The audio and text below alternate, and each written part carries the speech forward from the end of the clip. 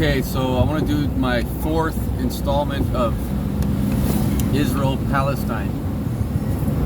I had an epiphany last night. I woke up, couldn't sleep so well, and I started thinking about the conflict.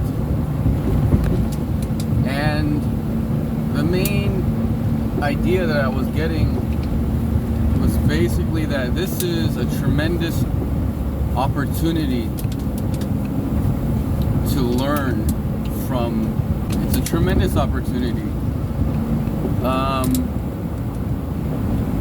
It has all the factors, all the ingredients for a serious education, a serious lesson in geopolitics, in moral standing, in religion, reformed religion versus extremist religion. A lesson that has been taught to us over and over throughout our human history development, but something that obviously is sorely still needed to completely graduate from. And this is probably a great opportunity. And because of our technology, because the information is so lightning speed, there couldn't be a better timing than today for this to happen. And so that's something that I'm, from what I see, because I've been studying myself, brushing up on the timeline history of the land of Israel and Palestine, and finding out kind of like a timeline sequence, which everybody should know. I've also been brushing up on the geopolitical dimension of this conflict, which involves basically just an extension of the Cold War. That's the most simplistic way to give a snapshot of the geopolitical perspective. It's still a continuation of the Cold War. It's still Russia versus the US. So Palestine is funded directly by Iran, and Iran is funded by Russia, and those are dictatorships. It's still this epic saga of human organization, and we got to learn the lesson. This is like a rewind back to the 60s and the revolutionary themes of the 60s and the communistic type of revolutionary leftist thinking versus the Henry Kissingers of the world and the Margaret Thatchers of the world versus this hippie movement that basically got squashed before it ever grew wings.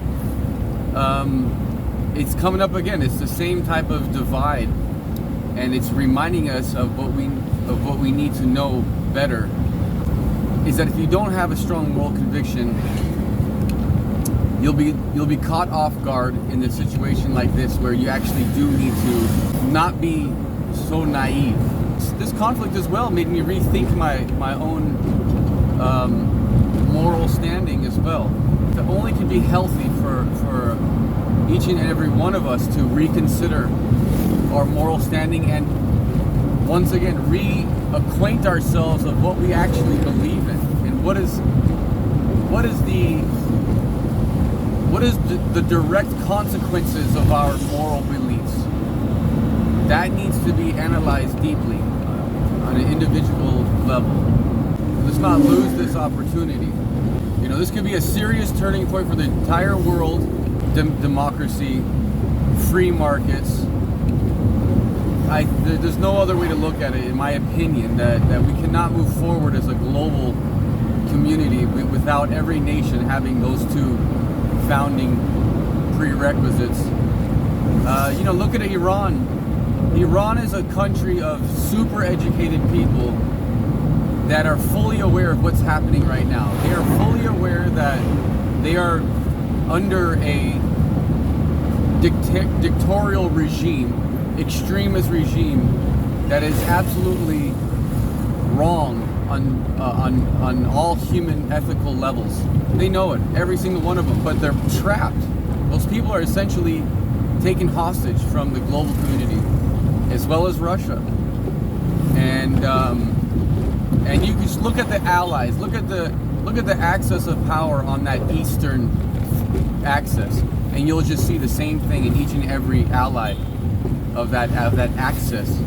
That's my hopeful outcome, is that the whole world as a collective consensus comes together through social media, and then just the education just pierces through the power trap, and a revolution, is inspired in Iran and Russia, and we could be at the brink of a really great turning point towards the future if this inspires us, if this conflict inspires us to dig deep and to make the right choices.